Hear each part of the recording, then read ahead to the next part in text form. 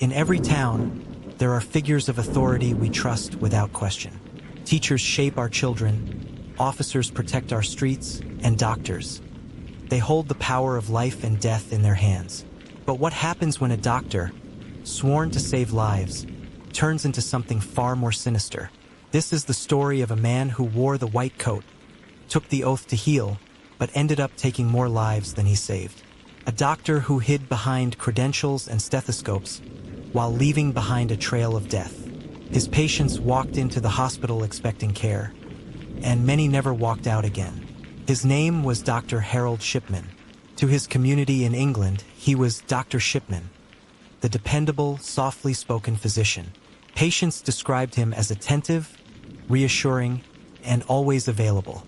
He made house calls, visited the elderly, and often sat with families in times of crisis. But behind his carefully crafted mask was a killer, a man who found both opportunity and thrill in exploiting the ultimate trust people placed in him. Shipman was born in Nottingham in 1946, a working-class child with a sharp mind and a reserved personality. His mother, who was his greatest influence, passed away from cancer when he was a teenager. She died in the care of a doctor who had given her frequent injections of morphine to ease her suffering. Shipman never forgot those final moments, the calm, the quiet, the control. Years later, that same method would become his weapon of choice. After graduating from Leeds School of Medicine in the 1970s, Shipman worked in hospitals and then settled into general practice. On the surface, he was the perfect small-town doctor, punctual, serious, and deeply involved in his patients' lives. But underneath, troubling patterns began to emerge. At one of his early jobs, Shipman was caught forging prescriptions for pethidine, a strong painkiller similar to morphine. He was fined and briefly went to rehab, but somehow managed to continue practicing medicine. The system gave him another chance. Patients never knew the man treating them had already shown signs of addiction and deception. By the 1980s and 1990s, he had established his own practice in Hyde, a small town near Manchester. He became the go-to doctor for many elderly women. They adored him, trusted him, and welcomed him into their homes. And that was exactly what Shipman wanted.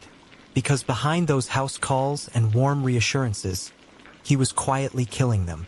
The method was chilling in its simplicity. Shipman would visit elderly patients, often alone, and administer lethal doses of diamorphine, pharmaceutical-grade heroin. Within minutes, his victims would slip away. Their families believed they had died naturally. After all, they were old, frail, and under the care of their trusted doctor. Shipman even went as far as altering medical records. Right after his patients died, he would edit their files to make it appear as if they had long-standing health issues. This made the deaths look expected and natural. And families? They were grateful to him.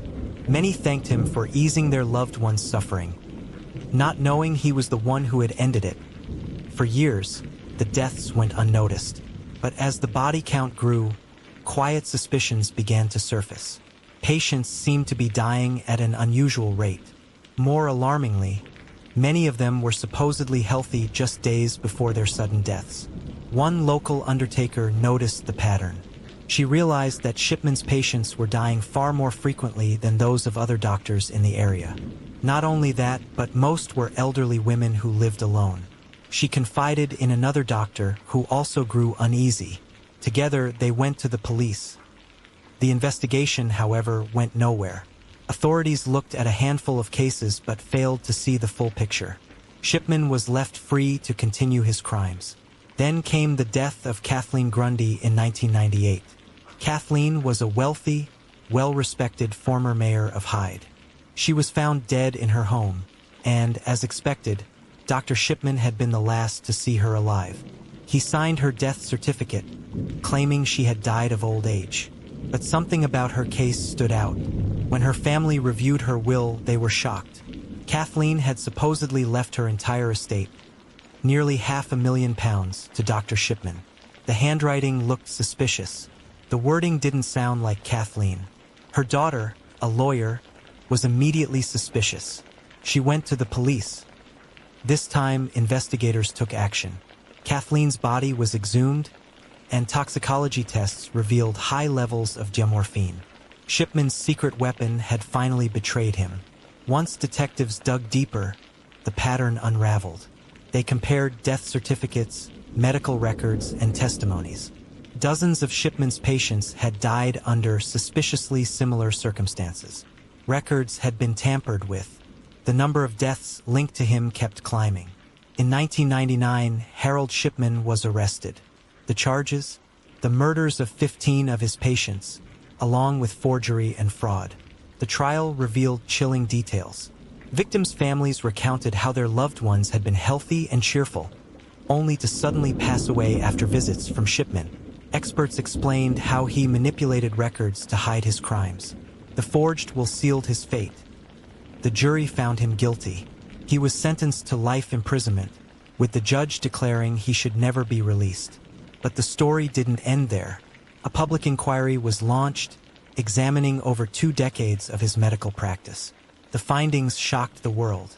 It was estimated that Harold Shipman had killed more than 200 of his patients, possibly even more. That made him one of the most prolific serial killers in modern history. His victims were mostly elderly women, chosen because they trusted him and lived alone. He killed them quietly, efficiently, and without suspicion for years. He didn't fit the stereotype of a murderer. He was their doctor, and that made him even more dangerous. In 2004, just a day before his 58th birthday, Harold Shipman was found hanging in his prison cell. Some believe he took his life to spare his family the stigma of his crimes. Others think it was his final act of control, the same control he had exerted over life and death for decades. Even in death, he left unanswered questions. Why did he do it? Was it a twisted desire for power? A perverse addiction to the act of killing? Or had his fascination with morphine, born from his mother's final days, warped into something far darker? We may never know. What we do know is this: Harold Shipman shattered the sacred trust between doctor and patient.